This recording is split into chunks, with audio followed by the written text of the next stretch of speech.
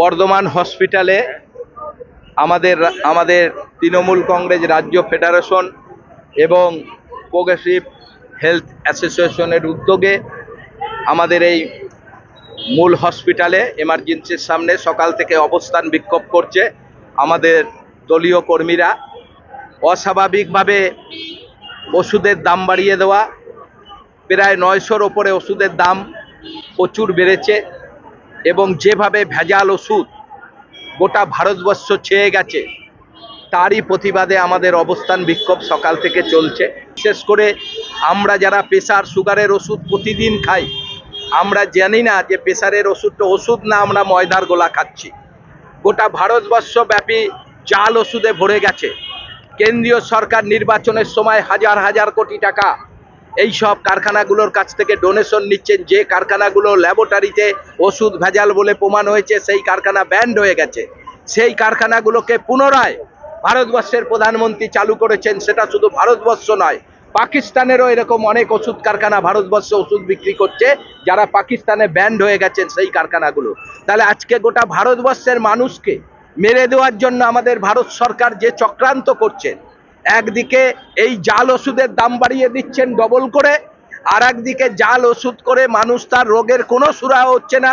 মানুষ লক্ষ লক্ষ টাকা দিয়ে ওষুধ কিনে তারা খাচ্ছে, তারা ভাবছে সুস্থ হয়ে যাবে। দেখা যাচ্ছে তারা ময়দার গোলা খাচ্ছেন, কোনো জায়গায় সুজিরই খাচ্ছেন, ওষুধের বদলে এইসব খেয়ে নিচ্ছে, আদৌ কোনো ওষুধের কিছু নাই। আমরা কেন্দ্রীয় সরকারকে ধিক্কার জানাই যে নিত্য প্রয়োজনীয় প্রায় 900-র ওপরে ওষুধ যেখানে দাম বাড়িয়ে দিচ্ছেন অস্বাভাবিকভাবে, তার জন্য গোটা বাংলা জুড়ে রাজ্যের মাননীয় মুখ্যমন্ত্রীর নির্দেশ অনুযায়ী আমাদের এই ধিক্কার প্রতিবাদ সভা চলছে। আজকে আমরা হসপিটালে করছি, এই সভা প্রতিটি জায়গায় হবে, কারণ যেভাবে কেন্দ্রীয় সরকার অস্বাভাবিকভাবে দাম বাড়িয়েছেন এর জন্য গোটা ভারতবর্ষের মানুষের এর বিরুদ্ধে আন্দোলন করা দরকার। বাংলার মাননীয় মুখ্যমন্ত্রী তিনি প্রথম আন্দোলনে নেমেছেন। আমরা মুখ্যমন্ত্রীকে ধন্যবাদ জানাই, তিনি এই ওষুধের অস্বাভাবিক দাম বাড়ানো এবং ভেজাল ওষুধের কোনো রকম তদন্ত করা যাবে না সেটাও কেন্দ্রীয় সরকার বন্ধ করে দিচ্ছেন, যে কোনো জায়গায় 2 নম্বরই ওষুধ কারখানার ওপর তদন্ত করা যাবে না। এটা আজকে ভাবলে মানুষকে আশ্চর্য হয়ে যেতে হয় যে দেশের প্রধানমন্ত্রী মানুষকে মেরে দিতে চাইছেন। দেশের উন্নয়ন নাই, দেশের কাজ নাই, শুধু ধর্মের নামে মানুষকে ধর্মের দিকে ভিড়িয়ে দিয়ে আজকে সমস্ত কাজকর্মকে মানুষকে ভুল পথে করে দিয়ে আজকে ধর্মের ভিত্তিতে ঢুকিয়ে দিয়েছেন। তিনি কোনো উন্নয়নের কাজ করেন না, তিনি দেশের নিত্য প্রয়োজনীয় জিনিসের দাম প্রতিদিন বাড়িয়ে দিচ্ছেন, মানুষের মুভমেন্টকে অন্যদিকে ঘুরিয়ে দিচ্ছেন, শুধু ধর্ম করে তিনি ঘুরিয়ে দিচ্ছেন, মানুষকে বোকা বানাচ্ছেন। গোটা ভারতবর্ষের মানুষকে ধর্মের মধ্যে আবদ্ধ করে তিনি দেশের উন্নয়ন না করে, দেশের কাজ না করে মানুষকে আজকে বোকা বানানোর চেষ্টা করছেন। তাই আমরা কেন্দ্রীয় সরকারকে ধিক্কার জানাই। আমরা মনে করি ভারতবর্ষের প্রতিটি মানুষের এর সঙ্গে আন্দোলনে নামা দরকার, কারণ যে ওষুধ খেয়ে আমরা সুস্থ হয়ে বাঁচবো আজকে সেই ওষুধ জাল ওষুধে ভরে গেছে, আর সেই জাল ওষুধের দাম অস্বাভাবিকভাবে কেন্দ্রীয় সরকার দাম বাড়িয়ে দিচ্ছেন। তারই জন্য আজকে আমাদের এই বর্ধমান হসপিটালে সকাল থেকে আমাদের অবস্থান বিক্ষোভ চলছে।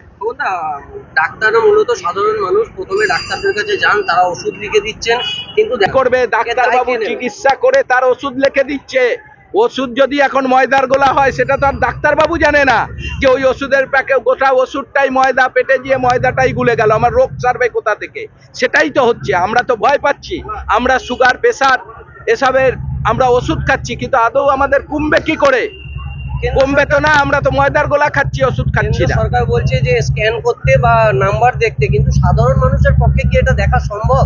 সাধারণ মানুষ কি করে জানবে যে একটা 10টা প্যাকেটের ওষুধের মধ্যে 8টা ভালো ওষুধ আর 2টো জাল ওষুধ? 2টো জাল ওষুধকে কি করে বাঁচবে? তিনি 8টা ভালো ওষুধ খেয়ে নিলেন আর 2টো ময়দার গোলা খেয়ে নিলেন, তিনি জানলেও না ওটা ময়দার গোলা। এটা সাধারণ মানুষের পক্ষে সম্ভব? কোন ওষুধ ভালো কোন ওষুধ খারাপ সেটা ভালো? সেইটা ভালো না। কেন্দ্রীয় সরকার 100 বছর পর খুঁজে বার করলেন কোন মসজিদের নিচে কবে রামের মন্দির ছিল, আর 3 বছরে তার সিবিআই তদন্ত করতে পারলো না যে শিক্ষকগুলো আজকে 26,000 শিক্ষককে আজকে চাকরি থেকে বঞ্চিত করা হলো, তার মধ্যে দোষী কারা আর কারা জেনুইন ভাবে পরীক্ষা দিয়ে পাস করে তারা স্কুলের শিক্ষক হয়েছেন সেটা তিনি তদন্ত করে বার করতে পারলেন না। তিনি 100 বছর আগে কোন মসজিদের নিচে কোন মন্দির ছিল সেটা উনি তদন্ত করে বার করতে পারলেন।